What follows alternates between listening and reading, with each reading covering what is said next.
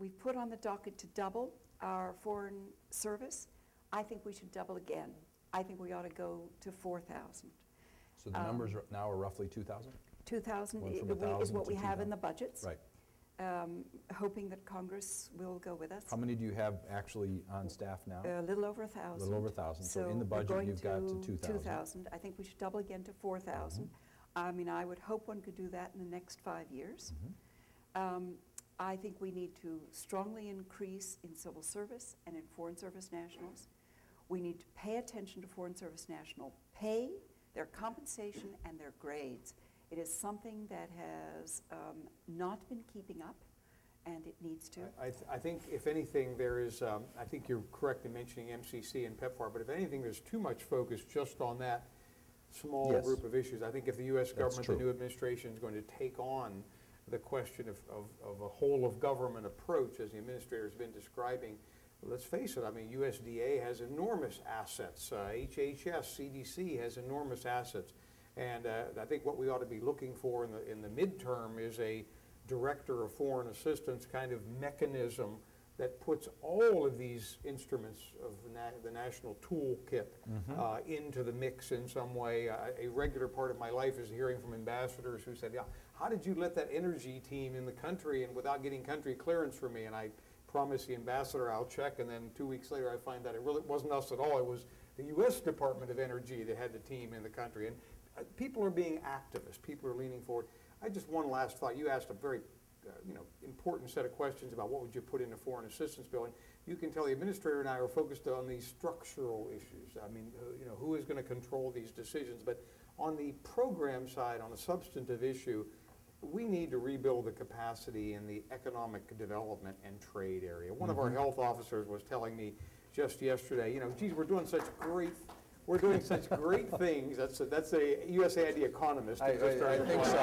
I think he revealed his identity. We're doing such great things with AIDS and with malaria and with neglected tropical diseases. Right. We're really doing fantastic things. And this health officer was appealing to me, we've got to do more on the revenue side. We've got to get these countries to build up their revenue flow so they can sustain this important investment. But as you know, we've underinvested in infrastructure in Africa for decades. And Africa needs help, and development needs help, and it's a time when we can be mutually beneficial and mutually helpful for the United States as well as the developing world. So we should make that case. This is not a time to pull back in, to retreat. It's a time to make our case strongly and clearly as to why development is in our national interest and in our economic self-interest. I think the idea of focusing our assistance in areas that we think are most important and getting accountability and measurement for results is important. I think consolidating the authorities, the funding, this idea that USAID and the administrator of USAID is first among other development agencies is a really important organizational as well as intellectual basis for the United States. Foreign assistance reform, I think, has really improved. I did pledge to collaborate and communicate and try to streamline, and I believe we've made real strides on that. We have reduced the burden on our missions between 20 and 80% in the last year. We have focused on country-based programming. The burden in what way? Paperwork, time it takes to fill out all of our paperwork, and that has between really 20 and 80%. Yes, and that is important for our people. We have lots of jobs to do, and it's not to fill out paperwork for Washington. And I was in Doha last week, and we were reviewing the Monterey Consensus. So I thought I'd tell you a little bit about what that was like, if that would sound interesting to you. Because as the last administrator of an administration, you begin to reflect on what has happened over 8 years, but also what has happened in your own term. And I think a couple of things stood out. The first is that we all began thinking about development differently after the Monterey meeting. It really became country ownership directed, the idea of mutual accountability, the idea that we as a donor community bore a responsibility, but that the developing countries also bore a responsibility. And as that began, pledges were made, and the United States pledged an increase of 50% in our development assistance. We met that goal, and we met it 3 years early. And it was one of the things that is not known in the world. The NGOs that were in Doha, the developing countries that were in Doha, the bilateral organizations, other development donors didn't know that. So one of the things that strikes you immediately, and Nancy luckily was with us, and Sam Worthington and others, who spoke about what the United States is doing for the world, but it is extremely important for the United States to speak up about what we are doing. Glen Eagles, we then made additional commitments. And while the United States is not on a trajectory that is a flat line, given the amount that we have in the pipeline, and if our appropriations come through, we should more than meet our commitments.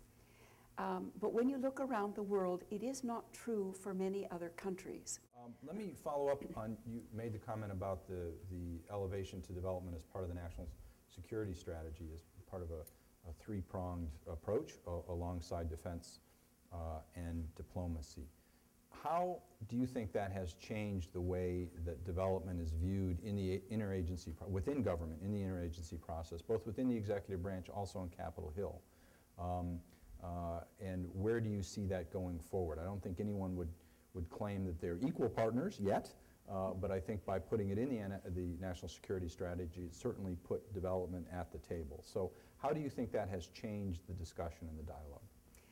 I think it's been very important. I think it was one of the most important things that we as a community could do. I think it's also very important for the development that we do. It is actually how we do our work. We do it in concert with others.